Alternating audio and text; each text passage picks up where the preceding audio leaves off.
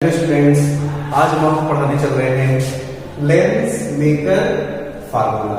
देखिए, जो lens maker formula है वो दिखाता है किसके रिलेशन को, focal length, radius of curvature और इफेक्टिव इंडेक्स के रिलेशन को। तो देखिए, ये फार्मूला होता है 1/f μ minus 1/r1 minus 1/r2। देखिए बच्चों, ये फार्मूला, इस फार्मूले का डेरिवेशन बोर्ड एग्जाम के लिए बहुत इंपॉर्टेंट है। ठीक, तो आइए इसको हम लोग देखते हैं, ठीक, प्रूफ करते हैं। तो देखिए,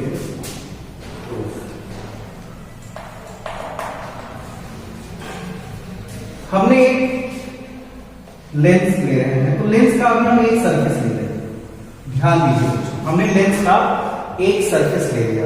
लेंस आप जानते हैं कि दो सरफेस से मिलकर के बनता है, ठीक। तो हमने क्या किया, लेंस का एक सरफेस ले लिया।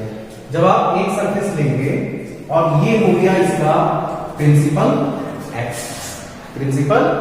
एक्सिस हो गया। अब इसके बाद देखिए, सपोज दैट यहां पर कोई ऑब्जेक्ट है O, यहां पर कोई ऑब्जेक्ट है O। अब इस ऑब्जेक्ट से फर्स्ट रे हम मान ले रहे हैं इस प्रिंसिपल एक्सिस से कि फर्स्ट रे इधर जा रही है, क्योंकि आप जानते हो इमेज तभी बनेगी जब दो रे आपस में मीट्स होंगी, मिलेगी।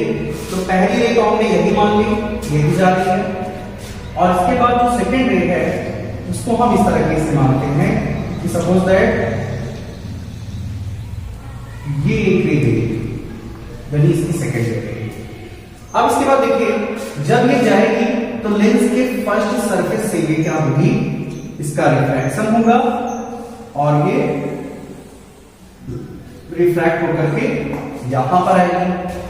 बट ये कंडीशन तब लगती जब केवल एक ही सरफेस होगा, लेकिन आप जानते हो कि लेंस में दो सरफेस होते हैं, ठीक, दो सरफेस होते हैं। अच्छा, एक चीज और, अगर हम इसका नॉर्मल यहां पर माने तो आप जानते हो कि जब ये एयर और ये जो सरफेस होगा लेंस का, ये डेंसर मीडियम होगा।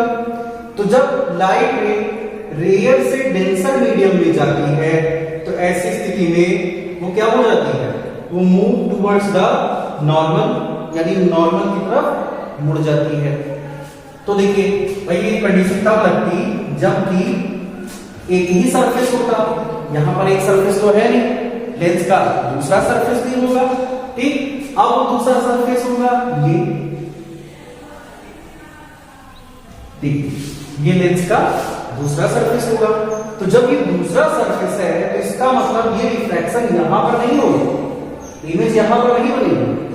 तो इमेज कहां बनेगी, अब अगर हम नॉर्मल यहां माने इसका, तो ऐसी स्थिति में बच्चों जो इमेज बनेगी, लाइट रिफ्लेक्ट हो जाएगी। अब लाइट रे डेंसर से रेयर में जा रही है, डेंसर से रेयर में जा रही है, इसका मतलब towards away from the normal, ये नॉर्मल से दूर जाएगी। तो ऐसी स्थिति में बच्चों क्या होगा, जो इमेज बनके तैयार होगी इस ऑब्जेक्ट की, वो यहां बनकर के तैयार होगी।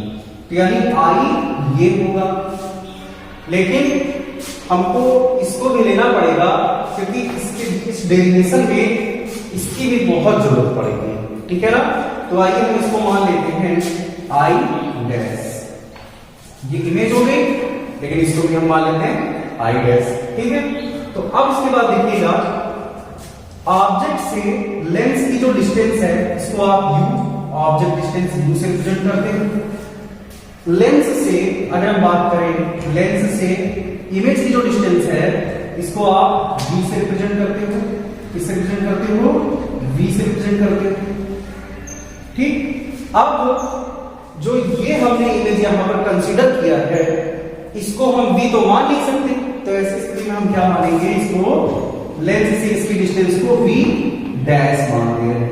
क्या मान ले रहे हैं, v डैश मान ले रहे हैं। अब देखिए, दो फार्मूले आपको बताते हैं, उसी फार्मूले के बेस पर इसका पूरा का पूरा डेरिवेशन है। वो फार्मूले हैं क्या, देखिए, अगर light ray coming from rarer to denser, तो बच्चों इसका फार्मूला हो जाएगा μ2 upon v minus μ1 upon u is equal to μ2 minus μ1 upon r1, जहां पर जो μ2 होगा और μ1 होगा ये रिफ्रैक्टिव इंडेक्स है, v for image distance from the lens, u for object distance from the lens, और ये r1 है ये रेडियस ऑफ कर्वेचर को दिखाता है। ठीक, इसके बाद दूसरा फार्मूला, ये तो रेयर से डेंसर के लिए है, जब लाइट या रेयर से डेंसर में जा रही है, यानी एयर या रेयर होगा और जो ये लेंस है ये डेंसर मीडियम होगा, तो उसके लिए तो आप ये लगाते हो, but light ray coming from denser to rarer, तो ऐसी स्थिति में क्या हो जाएगा, बस जहां पर आपका μ1 है वहां पर μ2 हो जाएगा, और जहां μ2 है वहां पर μ1 हो जाएगा, बस इतना ही कम बदलेगा, बाकी सब कुछ वही रहेगा। यानी μ2 की जगह हम क्या कर देंगे, μ1 लगा देंगे, μ1 अपॉन v माइनस यहां पर μn है तो यहां पर क्या हो जाएगा, μ2 हो जाएगा, μ2 upon u is equal to μ1 minus μ2 upon r2। ठीक, इस फार्मूले का भी डेरिवेशन, ठीक है ना, वो भी आपको करा दिया जाएगा। तो ऐसी स्थिति में देखिए इन्हीं दोनों का यूज करेंगे हम इसके डेरिवेशन में, आइए करते हैं। तो देखिए, और रिफ्रैक्शन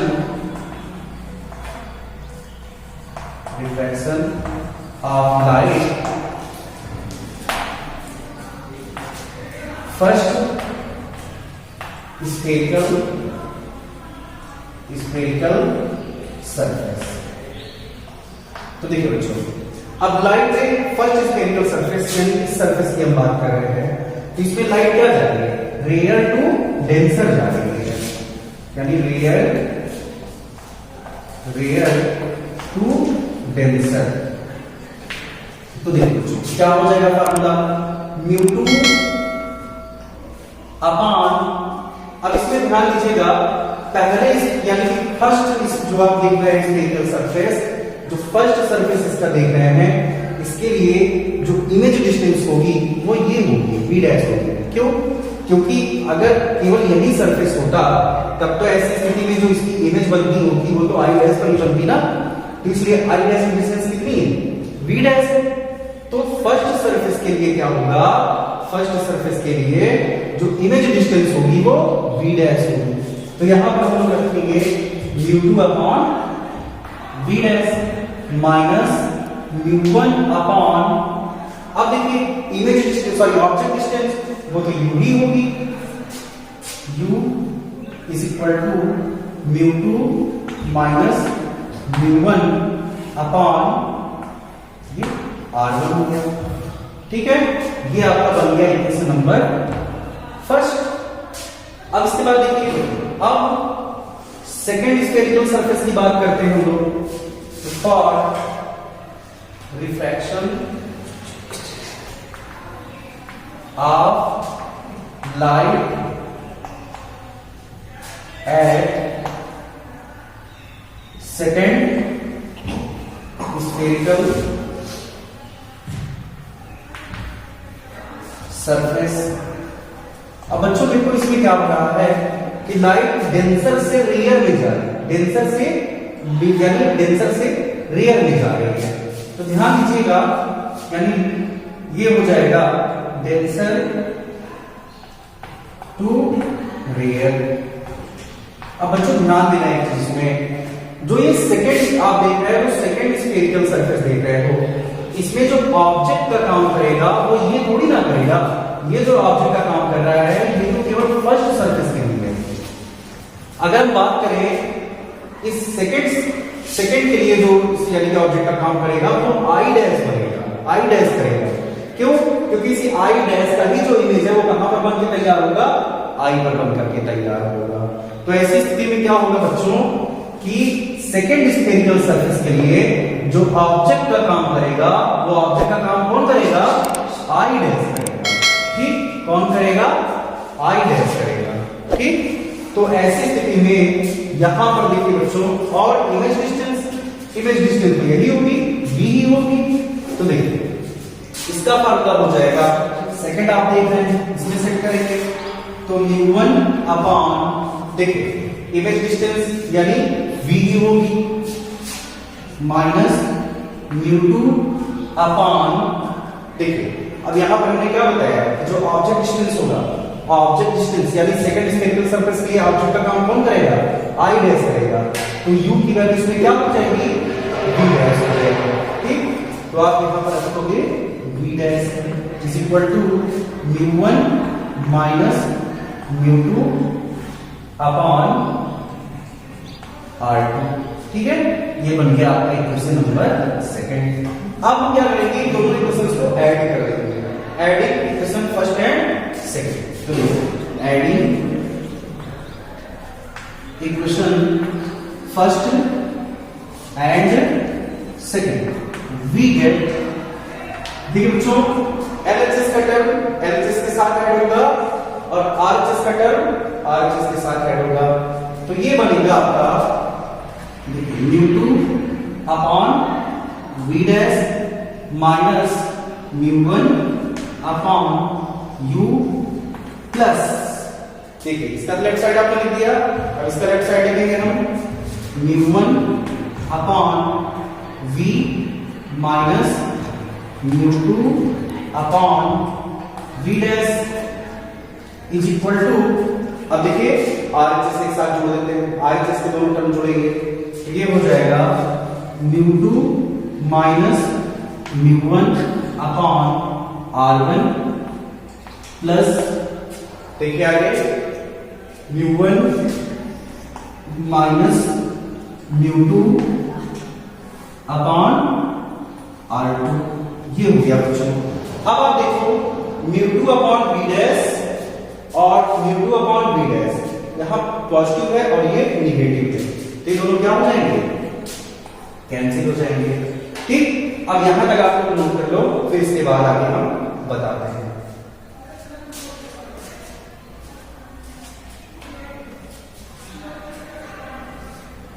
चलिए देखिएगा आगे,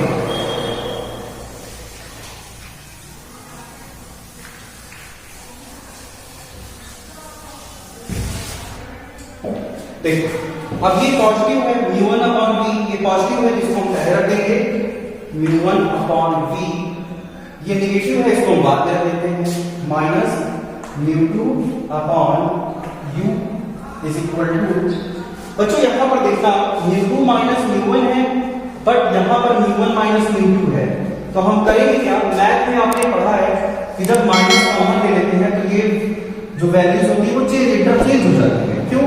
क्योंकि μ2 माइनस μ1 यहाँ पर है, 2 वाला टर्म पहले 1 वाला टर्म बाद में है, तो आइए यहाँ भी यही चीज कर देते हैं, 2 वाला टर्म पहले और 1 वाला टर्म बाद में, ताकि ये चीजें क्या हो जाए, कॉमन हो जाए। मतलब हम क्या करके चल रहे हैं देखिए, तो देखिए इसको तो हम ऐसे उतार देंगे μ2 माइनस μ1 अपॉन ये हो जाएगा r1। फिर देखिए हमने क्या बताया, इस टर्म में माइनस कॉमन लेना, इस वाले टर्म में हम क्या करने चल रहे हैं, माइनस कॉमन लेने चल रहे हैं, तो प्लस की जगह ये माइनस हो जाएगा। तो ऐसी स्थिति बच्चों क्या हो जाएगा, आप ब्रैकेट लगा दो, इसको भी ब्रैकेट में रख दो, तो देखिए अब μ2 पहले μ1 बाद में हो जाएगा, μ2 माइनस μ1 अपॉन r2। अब देखो ऊपर की वैल्यू सेम होगी दोनों, μ2 माइनस μ1, इन दोनों को हम क्या कर देंगे, कॉमन ले लेंगे।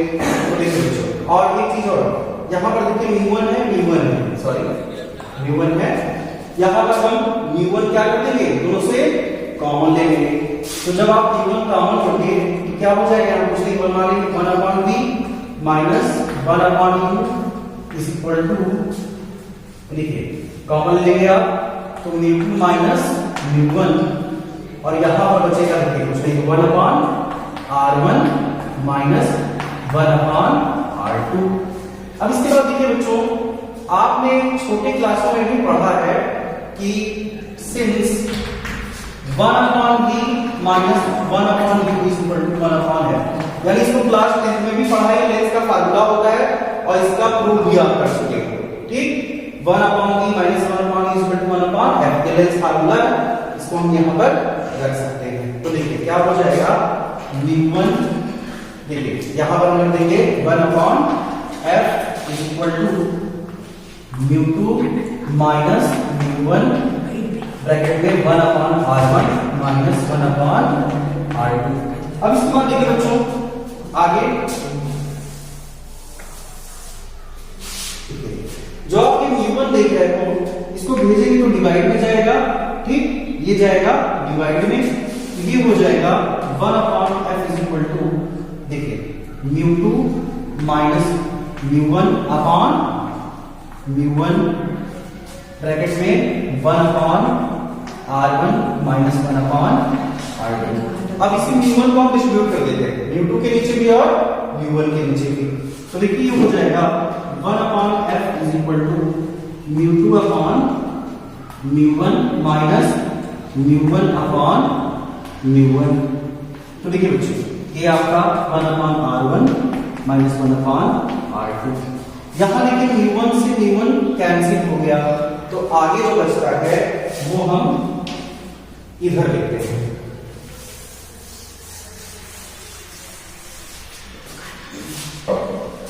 देखिए 1/f is equal to μ2 upon μ1, μ2 upon μ1 minus 1, ये कैंसिल हो गया था μ1 से μ1, तो ये दूसरे ब्रैकेट में आपका 1/r1 minus 1/r2। If μ2 upon μ1 is equal to mu मान लें, और म्यू क्या होगा, रिफ्रैक्टिव इंडेक्स। ये क्या हो जाएगा, रिफ्रैक्टिव इंडेक्स हो जाएगा। तो μ2 अपॉन μ1 की जगह हम म्यू रख देंगे, चल रहा है। ये हो जाएगा बच्चों 1/f is equal to mu minus 1, ये हो जाएगा 1/r1 माइनस 1/r2। यही हो गया बच्चों आपका लेंस मेकर फार्मूला। ठीक, जो रिप्रेजेंट कर रहा है फोकल लेंथ, रिफ्रैक्टिव इंडेक्स और रेडियस ऑफ कर्वेचर के रिलेशन को। ठीक है।